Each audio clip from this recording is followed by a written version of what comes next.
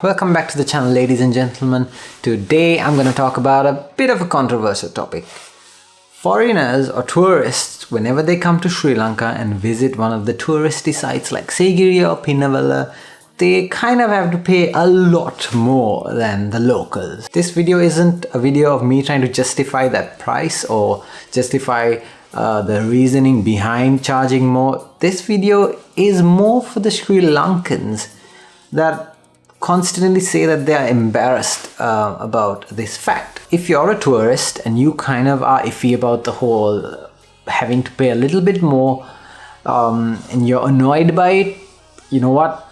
Your feelings are valid and I'm not here to change your mind about it. This video is more for the Sri Lankans like myself that constantly complain about having to take foreigners or friends or family from different countries and them having to pay a considerable amount more than themselves. When Sri Lankans fly to a different country or fly to a developed country, that they don't have to pay a different amount compared to the locals. It's more or less the same.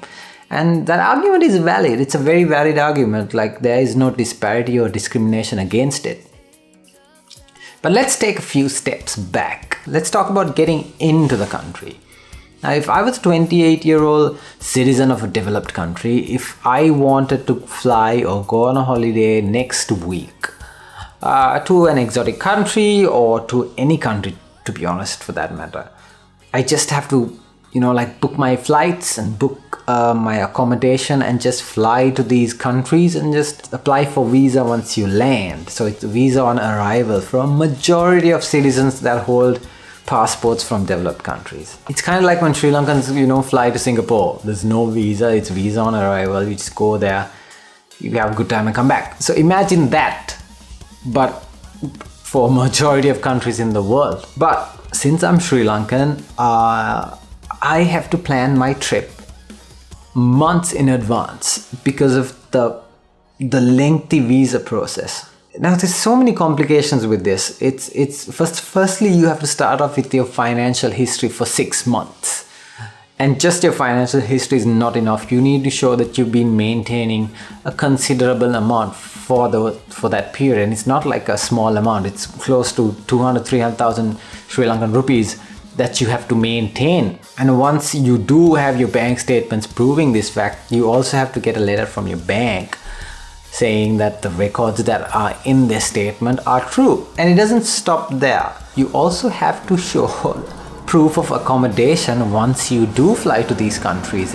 So you have to pre-book your hotels, and if you're kind of staying with your friends and family, you have to get an invitation letter from them. On top of that, they have to prove that they own the house that they are living in so that they can provide accommodation for me. And if they are on rent, they have to show me, or they have to give me a copy of their renter's agreement. These are very, these are very private things that people have to share with us so that we can just get into the country. And sometimes that's not enough. When I applied to the US last year, I had to not only show my income and not only show proof of accommodation, I also had to show proof that I'm employed in this country, and I had to get a letter from my employer saying that, I do have the amount of leave and the company is granting me that leave for me to fly abroad. And you would think that it would end there, but no, I also had to, show that my family owns assets in this country, like land and cars, and that we have different investments in this country. And as a 28-year-old, this right now for me, it would be a very daunting task. I had to reach out to my parents to help me through this. So that's visas. You can see the difference of okay, fine, yes, we don't have to pay a different amount to get to their museums or their tourist attractions, but getting into the country is very expensive, and you have to go to so much trouble, and it's embarrassing to get all of these documents from sometimes people that that aren't very close to you. Let's leave visas aside. When I went to the United States of America last year, I stayed there for 2 weeks, and I used an Uber most of the time to get around because my sense of direction is very bad. And I wouldn't have survived on public transport. So I roughly traveled about 200 kilometers within the city. And I ended up paying 40 grand just for those 200 kilometers. Today in Sri Lanka, there's so many apps. Uber works here. There's so many apps like Pick Me, Yogo, and all these cab services that are available for tourists. So they no longer get scammed on the streets. They know exactly how much they have to pay, and it's so cheap. Like the 200 kilometers traveling in this country in a cab, in an air-conditioned cab, very comfortable, would have costed me 15 grand at most, not 40,000 Sri Lankan rupees. And food is so cheap here. Everything is extremely cheap. To be honest, when I went to Sigiriya or Pinnavela with these friends that are from different countries, when I told them that they have to pay a little bit more than us locals, they were confused at first, but as soon as I said it was only 5 grand or 6 grand, which is less than $30, they're like, that's cheap anyway, and they would like instantly forget about it. And if you do have friends that are coming from all these developed countries that are very offended by the fact that they have to pay this amount, which is dirt cheap to begin with, if you convert it into dollars, you kind of probably should second guess whether you want to hang out with these people.